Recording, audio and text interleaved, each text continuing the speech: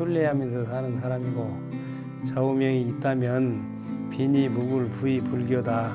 그래서 당당하고 떳떳하게 살자.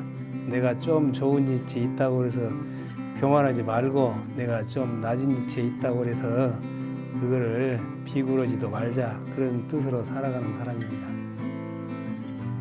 당초에는 제가 이 공직이라는 것도 몰랐고 또 시골에서 살다 보니까 어떤 특별한 꿈이 있는 건 아닌데 군대를 제대하고 나와서 보니까 내가 뭔가는 먹고 살아야 되겠다라는 생각이 들어서 그때 이제 공직은 공부를 하기 위한 수단으로 했는데 생각보다 일찍 발령이 나버렸습니다. 그래서 이 공직에 입문을 해서 경험 삼아서 1년만 해보자고 했는데 그것이 지금까지 오게 됐습니다. 그래서 제가 평생 직업이 됐습니다.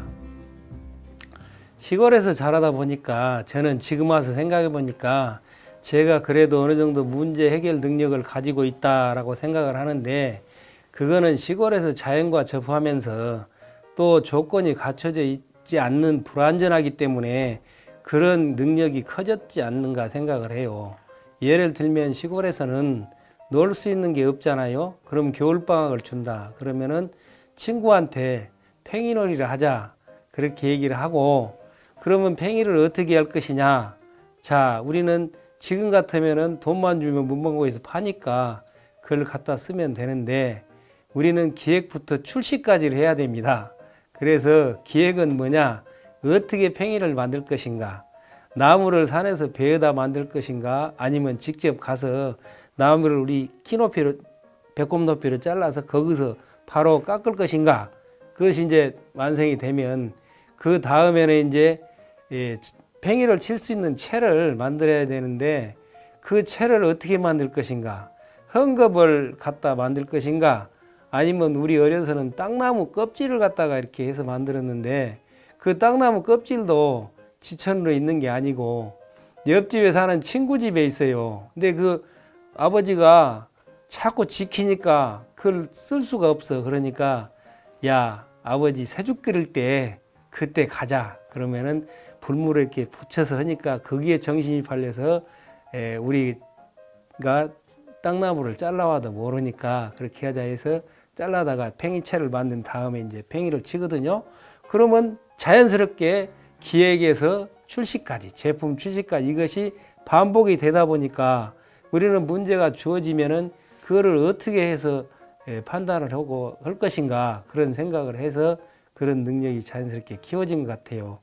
제가 군대 생활을 부산 그 태종대에서 했는데 이동을 하면서 해안 경계병이기 때문에 다대포에도 있었고 태종대에도 있었고 지금은 신선 그 부두가 생긴 신선대도 있었는데 그 태종대에 근무를 할 때 제가 그 한국해양대학교 있는 조도에서 근무를 해요. 그러니까 거기는 해안 경계병이기 때문에 이 갖춰진 부대가 아니라서 이발병이 있는 것도 아니고 아무것도 없어요. 근데 부대를 이제 휴가를 가려면 중대한테 신고를 해야 되는데 신고를 갔더니 중대장이 여기를 이렇게 잡으면서 이 정도나 길었을 거예요. 이렇게 잡아당기면서 이렇게 하니까 야 이마 이렇게 해가지고 휴가를 어떻게 가겠냐. 머리를 깎고 오지 않으면 휴가를 못 보내준다. 그 뭐 이발병이 있습니까? 뭐가 있습니까? 그래서 이제 무작정 나왔는데 그때 제가 할 때 81년도에 부대에 그 태종대에는 이발소가 딱 하나 있었어요. 그래서 그쪽으로 무조건 갔죠. 근데 호주머니에는 돈이 1,000원밖에 없어요. 그리고 그때 제가 군인들 이발비가 2,000원이라는 것을 알고 갔어요. 근데 1,000원 갖고 이발을 해야 되는데 난감하잖아요. 그래서 제가 평소에 그랬던 것을 갖고 일단은 문제를 해결해 보자. 들어가서 이렇게 눈치를 살짝 해서 이 가격표를 봤더니 군인 조발 2,000원 써졌어요. 그래서 사장님한테 사장님 이발비가 얼마입니까? 그랬더니 사장님 하시는 말씀이 군인 2,000원입니다. 그렇게 얘기를 하셔서 난감해 가지고 저도 속으로 한참 좀 망설이다가 사장님 머리를 1,000원어치만 깎아 주십시오. 이랬더니 이 사장님이 나한테 인상이 확 달라져 가지고 이 사람이 정신이 좀 이상한 거 아닌가? 이 새끼가 나를 좀 놀리지는 않는가? 이런 생각을 하는 것 같아요. 그래서 좀 이따가 제가 이제 웃으면서 사장님 사실은 제가 돈이 딱 1,000원밖에 없습니다. 그래서 그렇습니다. 그랬더니 이제 사장님이 웃으시면서 내가 여기서 이발을 20년을 했는데 당신 같은 사람 처음이요. 앉으세요. 그래서 제가 이발을 했습니다. 근데 어떻게 이 머리를 절반만 이렇게 깎았습니까? 2,000원인데 그래서 다 깎아 주시길래 제가 이제 부대 기대를 할 때 그때는 거북선하고 선이 있을 때예요. 450원인가 500원 했을 거예요. 그래서 제가 2갑을 사갖고 갔어요. 그래서 사장님 사실은 제가 휴가를 우리 중대장님께서 이발을 안 하고 오면은 휴가를 못 보내주신다고 하는데 그때 아시다시피 15일이거든요 휴가가.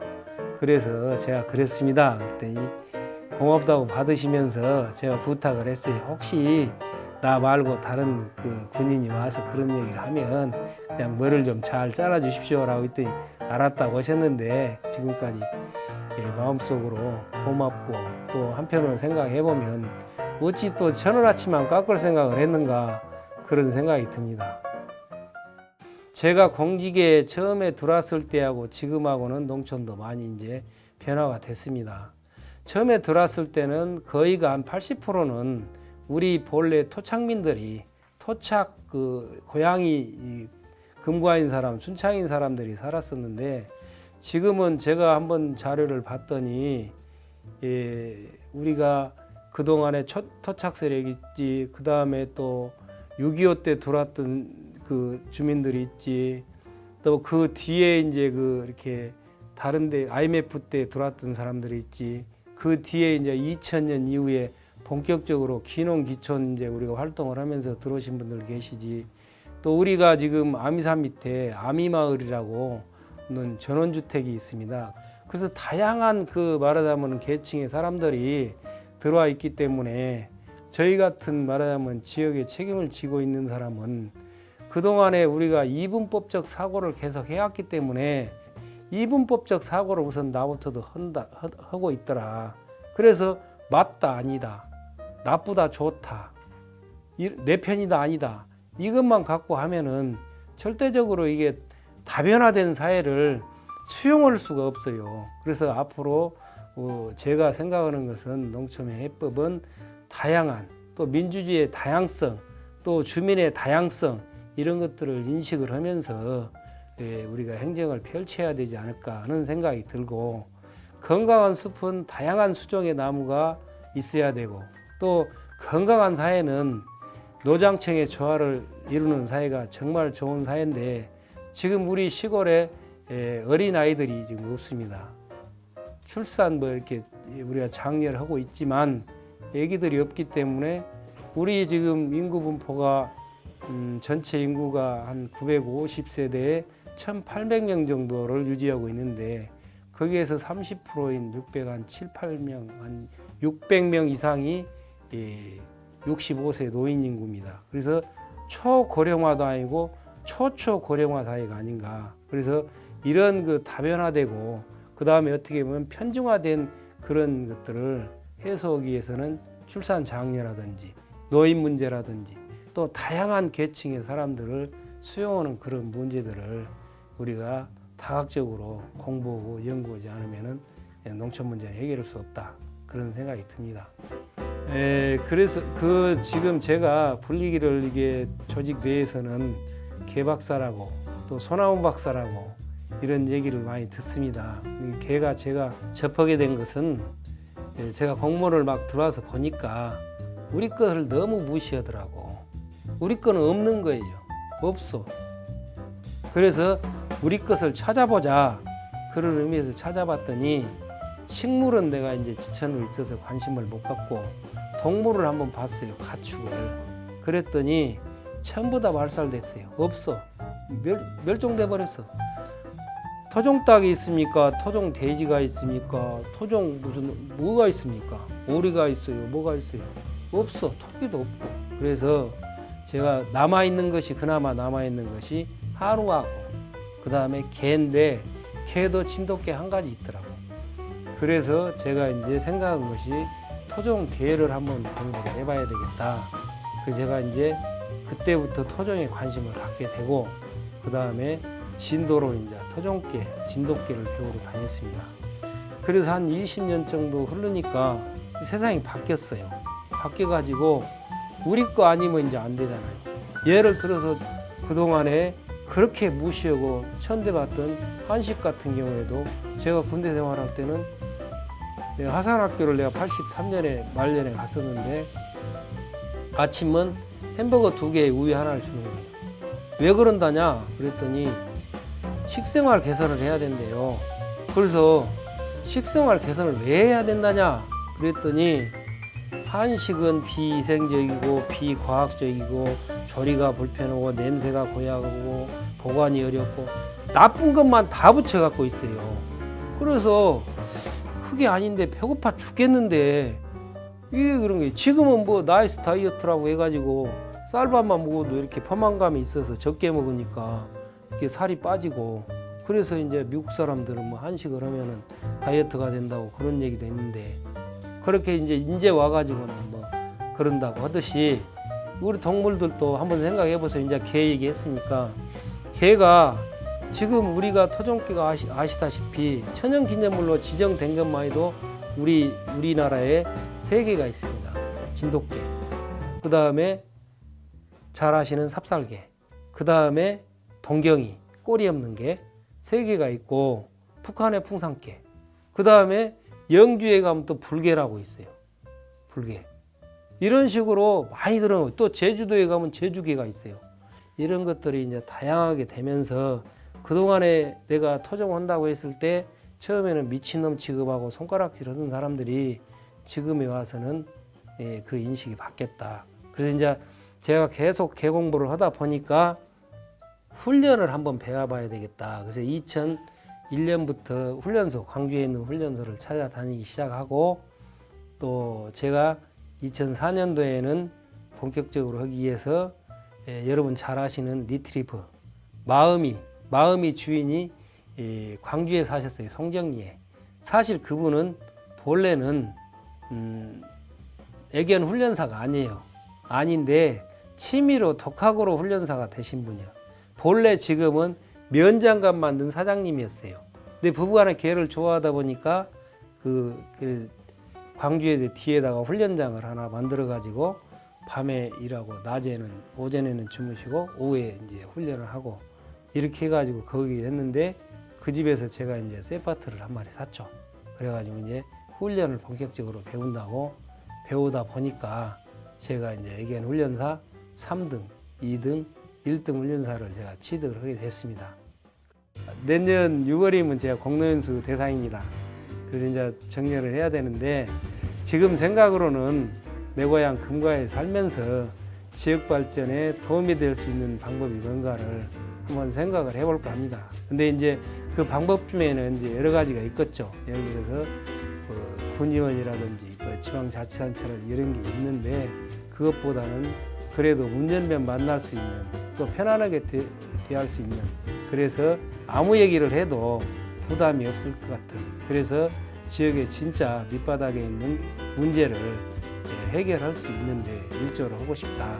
그래서 제가 가진 것은 공무원이기 때문에 금전적으로는 없지만 그래도 그동안의 경험을 제 나름대로 다양하게 했고, 또 다양한 과정의 사람들을 만났고 또 다양한 경험을 했기 때문에 그것을 환원 차원에서 제가 이제 기부, 재능 기부 그런다 할까, 그런 식으로라도 보답을 하고, 관심 있는 분야가 동물 매개 치료, 그래서 자폐아, 또 우울증, 그런 조울증이라든지 우울증 있는 환자들을 제가 같이 있으면서 치료할 수 있는 방법, 또 한 가지는 제가 훈련을 배웠기 때문에 훈련이 잘 된 개를 가지고 방범대에 같이 합류를 해서 저녁이면 같이 방범을 순찰을 한다든지 이런 것들을 제가 지금 나름대로 생각을 하고 있습니다.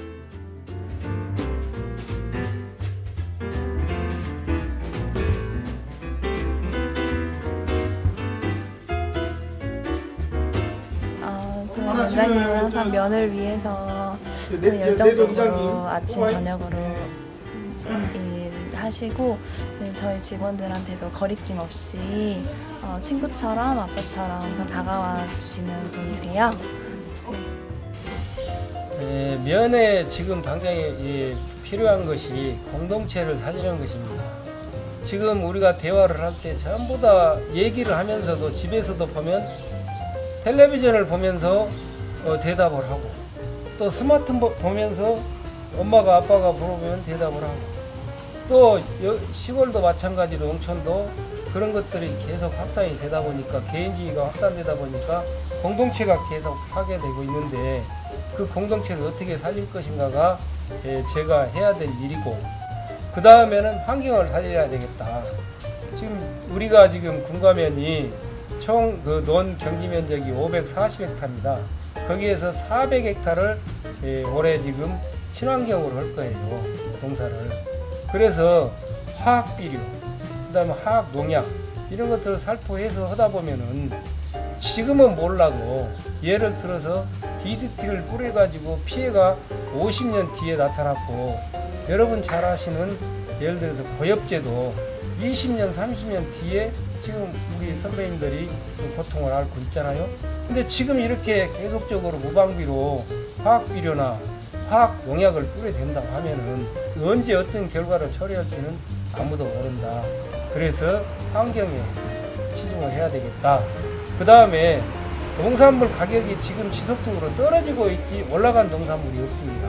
그래서 농산물 가격이 떨어지는 것을 그대로 어떻게 막을 수 있는 방법이 현실적으로 저는 없기 때문에 여기서 제가 할 일은 농산물 생산비를 줄일 수 있는 방법. 그래서 농기계가 지금 엄청나게 비쌉니다. 예를 들어서 경운기 같은 경우도 머리 부분하고 뒤에 트레일러만 하려 해도 600만 원이에요. 그 기계를 얼마 어떻게 오래 쓰냐에 따라서 생산비에 반영이 될 것이니까 줄어들 것이고 트랙터 많이 사용하는데 트랙터가 100마력 이상 되면은 1억 이상이에요. 1억짜리 트랙터가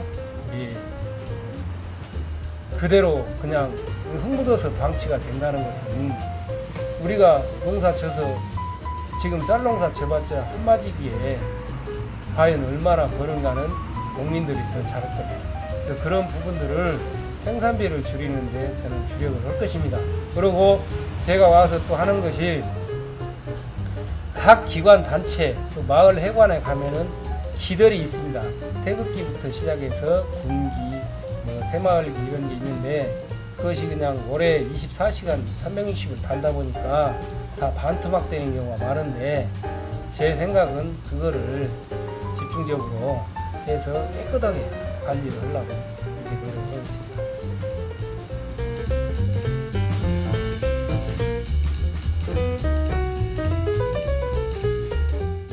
우리 금관면에서는 전체 경지 면적이 540헥타입니다. 그래서 540헥타 중에 400헥타를 친환경으로 재배를 하기 위해서 영농 그 단가를 줄이기 위해서 지금 우리가 포트멸을 지금 실시를 하기 위해서 이 포트멸을 재배를 해 놓은 그런 상태입니다. 이 모델이 지금 친환경 재배 이용이 될 겁니다. 이게 다른 점은 우리가 기존에 지금 기존 그 이양 방식은 산파라서 흩어뿌리기 때문에 그리고 15일모가 나가기 때문에 바늘처럼 가늘어서 10포기에서 제가 27포기까지 심어지는 걸 봤습니다. 근데 이거는 많아야 한 3개, 그렇지 않으면 1개부터 2개, 3개를 심기 때문에 종자, 비료, 또 우리는 농약은 않지만 기존 방식으로 한다 하더라도 농약 같은 거 이런 게 절감이 된다고 하면 전국적으로 이것이 확산이 된다고 하면은 그 금액도 무시를 못할 것으로 생각이 돼서 우리는 이 포트멸을 하고 있습니다.